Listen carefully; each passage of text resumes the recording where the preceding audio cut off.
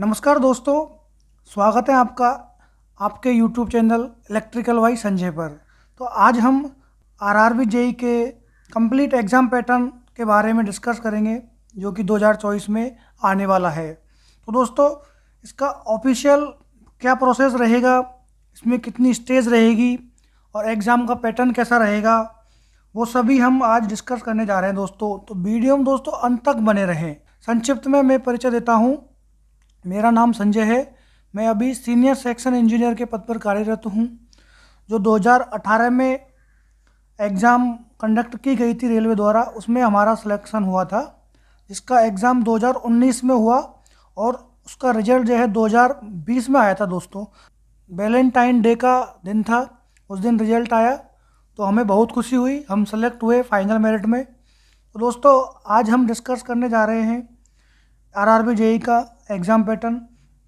तो दोस्तों, इसका ऑफिशियल जो एग्ज़ाम पैटर्न है वो मैंने आपको इस स्लाइड में दिखाया है। तो दोस्तों, उसके ऑफिशियल रिक्रूटमेंट प्रोसेस जो है उसका पैरा नंबर 13 में दिया गया है रिक्रूटमेंट प्रोसेस दोस्तों। तो दोस्तों, इसमें फर्स्ट में क्या दिया गया है, candidate should apply only through online mode through the official website of any RRBs.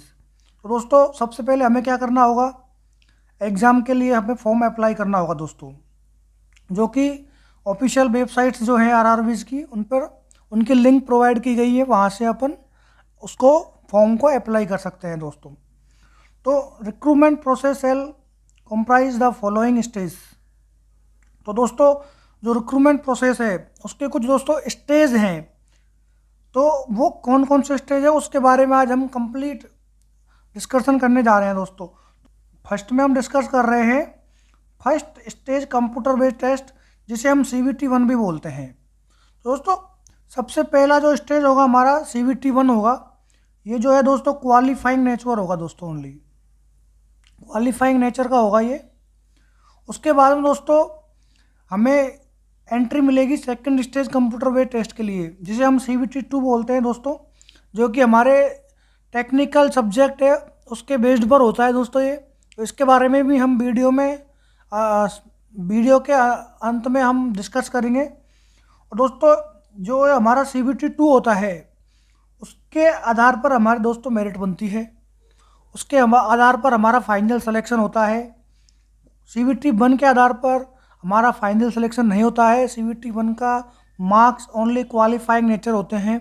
CBT 1 के मार्क्स को हम कहीं भी हमारे मेरिट में इनका कोई ज़्यादा रोल नहीं होता है। CBT 1 पास होने के बाद हम CBT 2 में एंटर कर जाते हैं दोस्तों। सेकंड स्टेज जो होता है CBT 2 कंप्यूटर बेस्ड टेस्ट जो होता है वो कंप्लीट टेक्निकल एबिलिटीज़ के ऊपर होता है, जिसके बारे में भी हम इस वीडियो में डिस्कस करेंगे दोस्तों। मान लीजिए आप अब CBT 2 में एग्ज़ाम में पास हो गए हैं, तो दोस्तों क्या होगा, जैसे CBT 1 कंडक्ट करेगा रेलवे, उसमें 10 से 15 टाइम्स जो ऑफिशियल वो पास करते हैं कुछ बच्चों को। उसके बाद वो 15 टाइम्स जो बच्चे पास होते हैं वो CBT 2 के अंदर एंटर होते हैं। जो CBT 1 के बाद में जो दोस्तों जो बच्चे पास होंगे वो CBT 2 में एंटर करेंगे। और CBT 2 में 15 टाइम्स जब पास हो जाएंगे बच्चे दोस्तों, उसके बाद दोस्तों 1 से 2 टाइम्स तक बच्चों को रेलवे जो है दोस्तों डॉक्यूमेंट वेरिफिकेशन होता है, उसके लिए बुलाता है दोस्तों। तो दोस्तों, इसमें 1 से 2 टाइम्स होगा, मतलब जो 15 टाइम्स जो पास करेगा CBT 1 में, उसके बाद दोस्तों 15 टाइम जो एग्ज़ाम में बच्चे बैठेंगे CBT 2 में, उसमें से 1 से 2 गुना मैक्सिमम देखा गया है कि 1.5 टाइम्स ही रेलवे बच्चों को DV के लिए कॉल करता है। तो जो थर्ड प्रोसेस इसकी रहेगी डॉक्यूमेंट वेरिफिकेशन। तो डॉक्यूमेंट वेरिफिकेशन में भी बच्चे रहेंगे 1 से 2 टाइम्स दोस्तों। डॉक्यूमेंट वेरिफिकेशन के नेक्स्ट डे या सेम डे ही एक एग्ज़ाम होगा, मेडिकल एग्जामिनेशन जिसे बोलते हैं। तो वो होगा इसका रिक्रूटमेंट का चौथा प्रोसेस, जो कि मेडिकल एग्जामिनेशंस होते हैं। मेडिकल एग्जामिनेशन भी या तो डॉक्यूमेंट वेरिफिकेशन के सेम डे करा लिया जाता है या फिर उसके अगले दिन या उसके 1-2 दिन बाद में करा लिया जाता है। मतलब इसके लिए रेलवे अलग से आपको नहीं बुलाता है। तो दोस्तों, ये आपको बातें ध्यान रखनी होंगी दोस्तों। तो क्या क्या है दोस्तों, मैं एक बार फिर से बता देता हूँ। सबसे पहले होगा दोस्तों CBT 1, CBT 1 होगा जो कि क्वालिफाइंग नेचर होगा। उसके बाद में होगा CBT 2 जो कि हमारे लिए बहुत इंपॉर्टेंट है, इससे हमारी मेरिट बनेगी।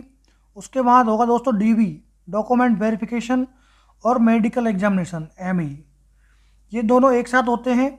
डॉक्यूमेंट वेरिफिकेशन के बाद में 1-2 दिन का प्रोसेस रहता है। इसके बारे में भी आपको, जब आप फाइनल सेलेक्ट हो जाएंगे तो इसके लिए भी हम कैसे डॉक्यूमेंट वेरिफिकेशन और मेडिकल एग्जाम्स कंडक्ट कराए जाते हैं, उसके लिए भी हम आपके लिए वीडियो लेकर आ जाएंगे। तो अभी के लिए हम आगे बढ़ते हैं।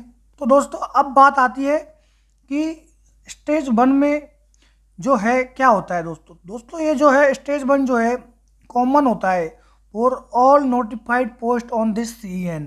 मतलब CBT 1 जो है कोई भी सब्जेक्ट होगी, इलेक्ट्रिकल है, मैकेनिकल है, सिविल है, इलेक्ट्रॉनिक्स है, या CMA वाले जो बच्चे हैं उनके लिए, सबके लिए CBT 1 जो है दोस्तों कॉमन रहने वाली है। मतलब इसका एग्ज़ाम का जो क्वेश्चंस रहेंगे सबके लिए सेम रहने वाले हैं। तो दोस्तों इसमें अब बात आती है कि कितने क्वेश्चंस आते हैं। तो दोस्तों मैं आपको बता देता हूँ, जो स्टेज 1 जो होता है CBT 1 का, उसमें नंबर ऑफ क्वेश्चंस होते हैं दोस्तों 100 क्वेश्चंस होते हैं, जैसा कि आपको स्क्रीन पर दिखाया गया है। 100 क्वेश्चंस इसमें होते हैं। और इसमें टाइम कितना मिलता है दोस्तों, ड्यूरेशन, इसमें 19 मिनट्स का हमें टाइम मिलता है पेपर को सॉल्व करने के लिए, जो कि बहुत ही सफिशिएंट टाइम है। बिल्कुल भी टाइम कम नहीं पड़ता है दोस्तों। मेरा एक्सपीरियंस है, मैंने ये एग्ज़ाम दी है और पास भी की है, तो उसके बेस्ड पे मैं बता रहा हूँ आपको। बिल्कुल भी टाइम कम नहीं पड़ता है, 90 मिनट्स बहुत होते हैं 100 क्वेश्चन के लिए दोस्तों।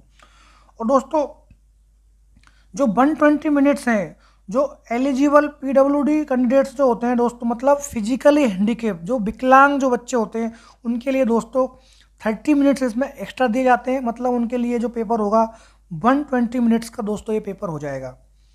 दोस्तों आगे बढ़ते हैं।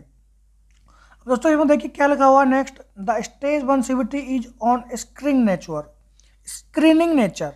मतलब दोस्तों स्क्रीनिंग नेचर का मतलब क्या होता है। स्क्रीनिंग नेचर का मतलब ये होता है दोस्तों, जो CBT 1 जो है आपका RRB JEE का स्टेज 1 जो रहेगा वो ओनली क्वालिफाइंग नेचर रहेगा।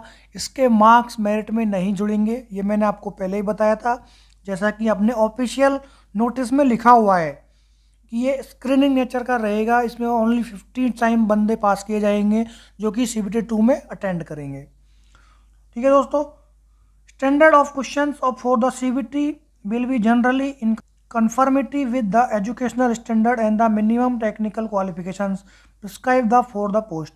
The normalized score of stage 1 exam shall be used only for shortlisting candidates for stage 2 exam as per the merit. तो दोस्तों इसमें जो है स्टेज 1 में नॉर्मलाइज स्कोर भी किया जाएगा, जैसा कि यहाँ पर देखो दोस्तों दिखाया गया है। स्टेज 1 में नॉर्मलाइज मार्क के बाद में उनका रिजल्ट निकाला जाएगा, और वो बच्चे उसके बाद में जो पास होएंगे कट ऑफ्स में, वो बच्चे CBT 2 के लिए एंटर कर जाएंगे दोस्तों। और दोस्तों उसके बाद क्या बोल रहा है, questions will be the objective types with multiple choice and are likely include questions pertaining to.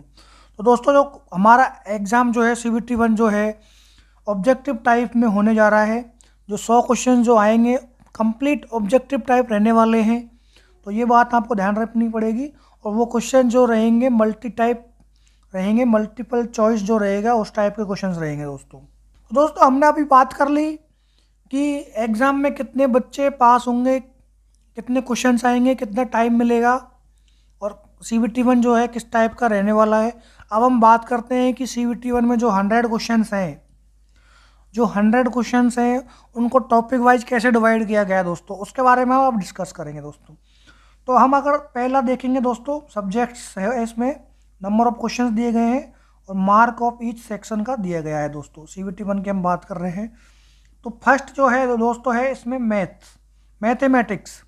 दोस्तों जो CBT 1 में जो मैथमेटिक्स जो आने वाला है दोस्तों 30 मार्क्स का, 30 क्वेश्चंस मैथमेटिक्स का दोस्तों CBT 1 में बहुत बड़ा रोल रहता है। सबसे ज़्यादा क्वेश्चंस मैथमेटिक्स के CBT 1 में आते हैं, और कितने 30 क्वेश्चंस आएंगे, और वो कितने के रहेंगे दोस्तों, 30 मार्क्स के रहने वाले हैं दोस्तों। उसके बाद दोस्तों आएगा जनरल इंटेलिजेंस एंड रीजनिंग। वो कितने मार्क्स का रहने वाला है दोस्तों, 25 मार्क्स का। मतलब 25 क्वेश्चंस और 25 मार्क्स। तो ये दोस्तों जो मैथ और रीजनिंग जो कितने हो गए दोस्तों, टोटल मिला के 55 हो रहे हैं दोस्तों। मतलब मैथ और रीजनिंग ओनली 55 है, इसका मतलब बहुत ही बड़ा योगदान इनका रहने वाला है। उसके बाद आता है दोस्तों जनरल अवेयरनेस। जो जनरल अवेयरनेस के क्वेश्चंस हैं दोस्तों वो हैं 15 और उनके मार्क्स भी रहेंगे 15। उसके बाद दोस्तों जनरल साइंस, जनरल साइंस के भी 30 क्वेश्चंस इसमें पूछे जाएंगे और 30 मार्क्स के ये क्वेश्चंस रहने वाले हैं दोस्तों। तो दोस्तों मैंने आपको टॉपिक वाइज क्वेश्चंस बता दिए हैं कि किस टॉपिक के कितने क्वेश्चंस रहने वाले हैं। मैथमेटिक्स के 30, जनरल इंटेलिजेंस एंड रीजनिंग के 25, जनरल अवेयरनेस के 15 और जनरल साइंस के 30 क्वेश्चंस रहने वाले हैं दोस्तों। तो दोस्तों मैं आपको इसमें थोड़ा सा बता देता हूँ। मैथमेटिक्स जो है दोस्तों बहुत ही इसमें सिंपल आती है, एसएससी का लेवल बिल्कुल भी नहीं आता है, बिल्कुल नॉर्मल लेवल एग्ज़ाम का रहता है मैथ का। इसमें आप बिल्कुल बेसिक मैथ पढ़ें, ज़्यादा डीप में नहीं जाएं। अगर आपको डीप में पढ़ना है तो पढ़ सकते हैं, कोई दिक्कत नहीं, लेकिन जिनके पास टाइम कम है वो लोग बेसिक्स भी पढ़ लें। और लास्ट जो एग्ज़ाम हमारे 2018 में कंडक्ट हुई थी उसके पेपर आप ज़रूर सोल्व करें। आप उन क्वेश्चंस को देखेंगे तो आपके पैटर्न समझ में आएगा, किस प्रकार के क्वेश्चंस हमें अटेंड करने हैं, किस प्रकार के क्वेश्चंस हमें छोड़ने हैं, तो वो दोस्तों आपके समझ में आएगा। जनरल इंटेलिजेंस एंड रीजनिंग की हम बात करें तो दोस्तों 25 के 25 क्वेश्चन बहुत ईजी आते हैं। लास्ट टाइम मैंने मैथमेटिक्स में 29 स्कोर किया था और जबकि जनरल रीजनिंग में हमने जो है दोस्तों 24 का, मतलब एक एक क्वेश्चन वो क्वेश्चन गलत थे या फिर कुछ डाउट था, इस चक्कर में छोड़ दिया था मैंने, नहीं तो मैंने कंप्लीट 100% इसमें स्कोर किया था। अब दोस्तों बात करते हैं जनरल अवेयरनेस जो रहती है, जिसको हम करंट अफेयर्स इसमें आ जाती है दोस्तों। इसमें स्टैटिक जीके आ जाती है दोस्तों। इसमें पॉलिटी का कुछ पार्ट देखा जाता है दोस्तों, हिस्ट्री इस प्रकार से देखा जाता है दोस्तों। लेकिन आपको इसमें हिस्ट्री ज़्यादा नहीं पूछी जाती है, 15 क्वेश्चन में से एक क्वेश्चन मुश्किल से हिस्ट्री का मिलेगा आपको। तो दोस्तों आप करंट अफेयर्स और पॉलिटी है, स्टैटिक जीके पर आपको ज़्यादा ध्यान देना होगा दोस्तों जनरल अफेयर्स के उसमें। और दोस्तों हम बात करते हैं जनरल साइंस में 30 क्वेश्चन हैं, जो कि मैथमेटिक्स के बराबर इसका एक वेटेज रहेगा 30 का। दोस्तों जनरल साइंस जो है 12th लेवल तक की इसमें आती है, 1 लाइनर क्वेश्चंस रहते हैं। टेक्निकल हमारा एग्ज़ाम हो रहा है आरआरबी जेई का, तो दोस्तों इसमें फिजिक्स जो है उस पर ज़्यादा जोर दिया जाता है, तो आप फिजिक्स में क्वेश्चंस ज़्यादा स्टडी करें। और उसके बाद में आप केमिस्ट्री जो रहती है उसके भी कुछ क्वेश्चंस लगाएं। पिछली बार देखा गया था कि फिजिक्स 30 क्वेश्चंस में से फिजिक्स और केमिस्ट्री के मैक्स लगभग 20 से 22 क्वेश्चन देखे गए थे और 7 से 8 क्वेश्चन दोस्तों इसमें बायोलॉजी के भी देखे जाते हैं, जो कि आपके लिए बहुत ही इंपॉर्टेंट रहने वाले हैं। तो दोस्तों ये हो गया कि टॉपिक वाइज कितने क्वेश्चंस आएंगे, कितने मार्क्स का रहेगा। 100 क्वेश्चंस रहेंगे इसमें, 100 मार्क्स के, जो कि हमने टॉपिक वाइज आपको बता दिए हैं। अब दोस्तों इसमें मैथमेटिक्स की मैं बात करें तो मैथमेटिक्स में कौन कौन से टॉपिक्स जो हैं पूछे जाते हैं दोस्तों। तो दोस्तों नंबर सिस्टम है, बोर्ड मास है, डेसिमल फ्रैक्शंस है, एलसीएम एचसीएफ है, रेशियो प्रोपोर्शन है, परसेंटेज है, मेंसुरेशन है, टाइम एंड वर्क है, टाइम एंड डिस्टेंस है, सिंपल एंड कंपाउंड इंटरेस्ट है, प्रॉफिट एंड लॉस है दोस्तों, algebra, geometry, trigonometry, elementary statics, square root, age calculation, calendar and clock, pipe and सेटन।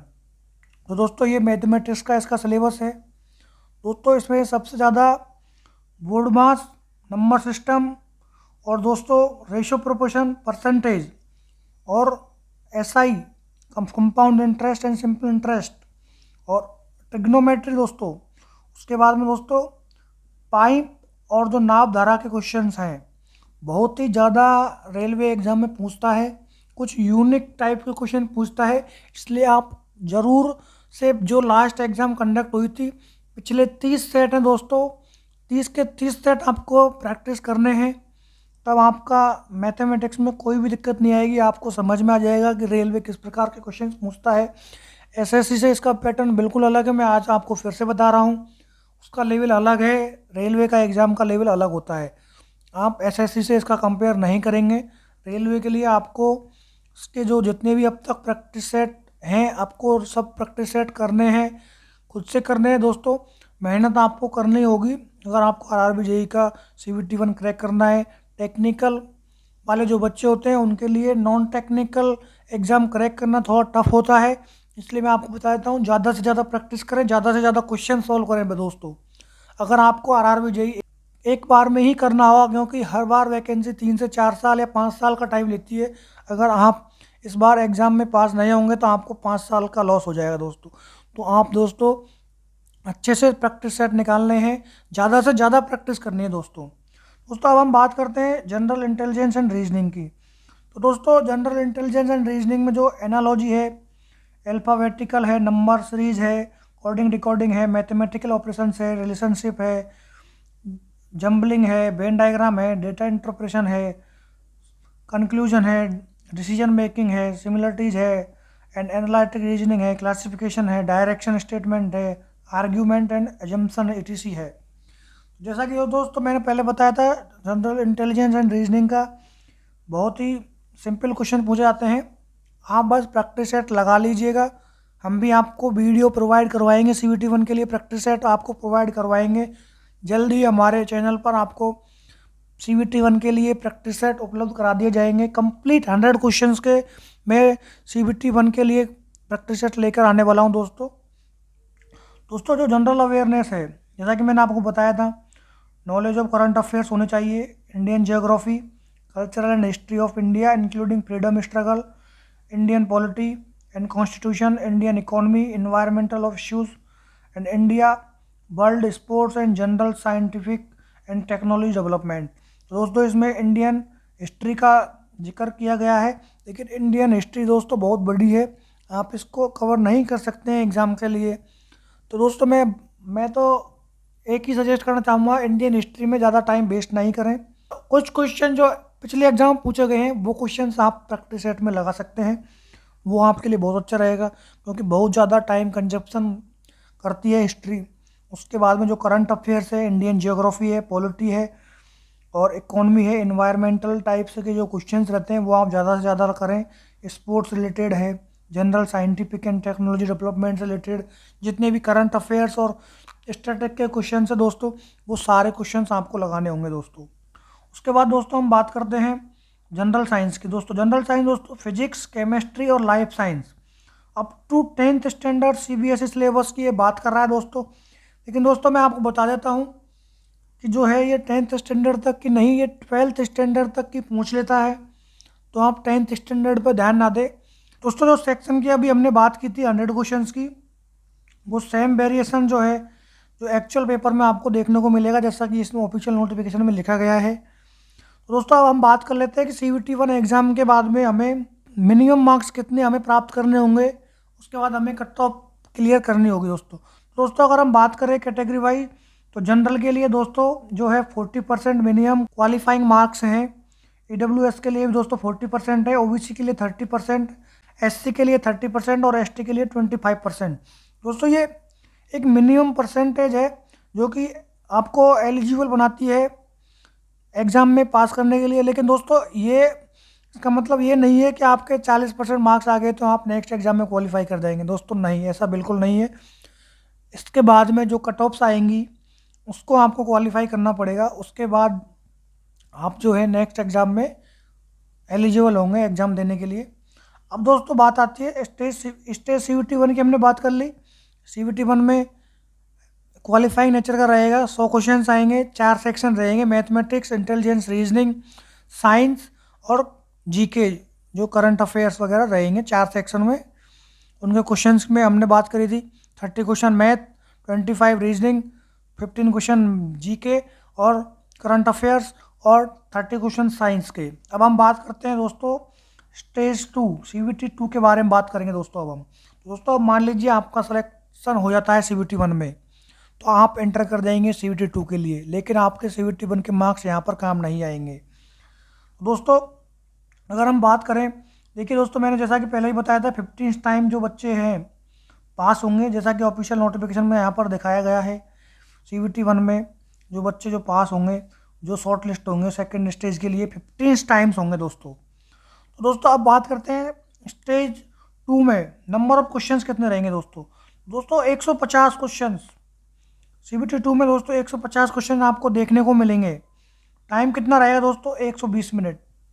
और physically handicap लोगों के लिए कितना रहे दोस्तों, 160 मिनट जो है आपके लिए टाइम मिलेगा। फिजिकली हैंडीकैप बच्चे जो है उनको कुछ टाइम एक्स्ट्रा दिया जाता है। तो दोस्तों नंबर ऑफ क्वेश्चन 150 रहने वाले हैं CUET 2 में। तो दोस्तों जिसमें जो 150 क्वेश्चंस रहने वाले हैं स्टेज 2 में, उसके बारे में अब हम topic wise section wise discuss कर लेते हैं कितने क्वेश्चंस और कितने मार्क्स के क्वेश्चन पूछे जाएंगे दोस्तों। तो दोस्तों सबसे पहले हम बात करते हैं जनरल अवेयरनेस की, जिसके 15 क्वेश्चन पूछे जाएंगे। जैसा कि CVT 1 में जो पूछा गया था दोस्तों, वो सेम पार्ट है ये। तो CVT 2 में कुछ चेंज नहीं हुआ है। जनरल अवेयर जो CVT 1 में आप तैयारी करके जाएंगे वही आपको CVT 2 में काम आ जाएगी दोस्तों। तो ये बहुत अच्छा आपके लिए है 15 मार्क्स। फिजिक्स और केमिस्ट्री दोस्तों, जैसा कि मैंने आपको पहले बताया था, इसमें 15 क्वेश्चंस पूछे जाएंगे, 15 मार्क्स के रहेंगे दोस्तों। फिजिक्स और केमिस्ट्री जो आप CVT 1 में पढ़ेंगे वही सेम फिजिक्स केमिस्ट्री आपको यहाँ पर भी काम आ जाएगी 12th लेवल की। उसके बाद में दोस्तों इसमें नया जो ऐड क्या हो रहा है, बेसिक कंप्यूटर एंड एप्लीकेशंस। तो दोस्तों ये 10 इसके क्वेश्चन पूछ जाते हैं। तो आपको क्या करना है दोस्तों, जो लास्ट ईयर के जो पेपर्स है ना कंप्यूटर एंड एप्लीकेशंस के, वो क्वेश्चंस के एग्ज़ाम की प्रैक्टिस आपको कर लेनी है। 10 क्वेश्चंस के लिए आपको ज़्यादा टाइम खर्च नहीं करना है। कहाँ आपको ध्यान देना है वो मैं आपको आगे वीडियो में बताता हूँ दोस्तों 10 क्वेश्चन हैं, आपको लास्ट ईयर के पेपर में पढ़ लेना। 10 क्वेश्चन 10 मार्क्स से होंगे दोस्तों। उसी हिसाब से दोस्तों basic environment and pollution control के भी 10 क्वेश्चन पूछे जाएंगे दोस्तों इसके लिए बुक भी सजेस्ट कर दूंगा मैं आपको। और दोस्तों इस टॉपिक के लिए मैं आपके लिए कंप्लीट एक 1 शॉट वीडियो लेके आऊँगा, वो वीडियो आप पढ़ लेना। वो वीडियो में मैक्सिमम क्वेश्चंस आपके कवर हो जाएंगे दोस्तों इन्वायरमेंट एंड पॉल्यूशन कंट्रोल के। तो दोस्तों ये भी 10 मार्क्स के रहने वाले हैं 10 क्वेश्चन। तो दोस्तों ये जो पार्ट रहा 50 क्वेश्चन का 50 मार्क्स का, ये जो था नॉन टेक्निकल पार्ट दोस्तों कह सकते हैं, वैसे नॉन टेक्निकल पार्ट है नहीं। इसमें ओनली 15 क्वेश्चन ही जो नॉन टेक्निकल रहेंगे। फिजिक्स कंप्यूटर एनवायरनमेंट तो एक तरह से टेक्निकल का ही पार्ट हो जाता है, लेकिन फिर भी आप मान सकते हैं कि जो हमारा टेक्निकल जो है वो रहेगा। टेक्निकल एबिलिटीज़ जो है दोस्तों 100 क्वेश्चन की रहने वाली है, 100 मार्क्स की रहेंगी। तो दोस्तों इसमें हो जाएगा हमारा टोटल 150 क्वेश्चन 150 मार्क्स के रहेंगे दोस्तों, जैसा कि आपको दिखा रहा हूँ मैं। तो टोटल कितने रहेंगे दोस्तों, 150 क्वेश्चन रहेंगे 150 मार्क्स के। 120 आपको इसमें मिनट्स मिलेंगे पेपर को सॉल्व करने के लिए दोस्तों। तो दोस्तों यहाँ पर जो 120 मिनट्स हैं जो सफिशिएंट है एग्ज़ाम को क्रैक करने के लिए, तो टाइम आपके पास बहुत सफिशिएंट है। आपको क्या करना है, अब आपको आज से ही एग्ज़ाम की तैयारी करने के लिए लग जाना है दोस्तों। तो दोस्तों इसमें हमने कंप्लीट RRB JEE का एग्ज़ाम पैटर्न का डिस्कस किया है। अब दोस्तों मैं आपको बता देता हूँ कि जैसा कि आपको मैंने पहले ही बताया था कि सिलेबस जो था मैं टॉपिक वाइज डिस्कस किया हूँ। तो दोस्तों जनरल अवेयरनेस जो है इसमें knowledge of current affairs, Indian geography, cultural history including environment, economy, जो कि CVT 1 में जो रहा था दोस्तों वो same to same general awareness इधर रहने वाला है, जैसा कि मैंने आपको पहले वीडियो में बताया था। फिजिक्स और केमिस्ट्री दोस्तों ये बोल रहा है 10th स्टैंडर्ड की रहने वाली है, लेकिन मैं बोल रहा हूँ दोस्तों 12th स्टैंडर्ड तक की आपको करके जानी है दोस्तों, क्योंकि इसमें RRB JEE का पेपर कंडक्ट करवा रहा है, NUPD का NTPC का पेपर नहीं करवा रहा है। 12th स्टैंडर्ड तक का क्वेश्चन इसमें देखे जाते हैं दोस्तों। उसके बाद दोस्तों बेसिक कंप्यूटर्स और एंड एप्लीकेशन के भी इसमें है। आर्किटेक्चर ऑफ कंप्यूटर है, इनपुट आउटपुट डिवाइस हैं, स्टोरेज डिवाइस है, नेटवर्किंग है, ऑपरेटिंग सिस्टम है like Windows, Unix, Linux, MS office, various data representation और ईमेल है, वेबसाइट्स हैं, वेब ब्राउज़र और कंप्यूटर वायरस, इनके बारे में ये क्वेश्चंस पूछेगा। अब दोस्तों बात करते हैं basic environment and pollution control. तो बेसिक एनवायरनमेंट के बारे में दोस्तों ये है environmental pollution and control strategies क्या हैं, एयर वाटर नॉइस के लिए, पॉल्यूशन के लिए, and their effect and controls, and waste management of global warming, acid rain, ozone depletion. तो दोस्तों इसमें जो लास्ट में जो दिए गए हैं ना, एसिड रेन, ग्लोबल वार्मिंग और ओजोन डिप्लेशन और जो पॉल्यूशंस हैं उनके बारे में आपको क्वेश्चंस लगाने होंगे। लास्ट ईयर के प्रैक्टिस सेट आप लगाएं, बहुत ही आपको हेल्पफुल रहने वाले हैं दोस्तों। उसके बाद दोस्तों जैसा कि टेक्निकल एबिलिटीज़ की बात करें, टेक्निकल एबिलिटीज़ में दोस्तों ग्रुप बनाए गए हैं, जो कि टेक्निकल एबिलिटीज़ में 100 मार्क्स का रहने वाला है, जो कि बहुत ही CBT 2 के लिए दोस्तों बहुत ही अहम रोल अदा करता है। टेक्निकल एबिलिटीज़, जैसा कि आप इलेक्ट्रिकल आपका सब्जेक्ट है, आपकी ब्रांच अगर इलेक्ट्रिकल है तो आपके 100 क्वेश्चन इलेक्ट्रिकल ब्रांच से पूछे जाएंगे। तो दोस्तों RRB JEE का एग्ज़ाम पैटर्न CBT 1 और CBT 2 का एग्ज़ाम पैटर्न कितने क्वेश्चंस हैं आएंगे टॉपिक वाइज मैंने ऑफिशियली जितने भी था वो आपको बता दिया है।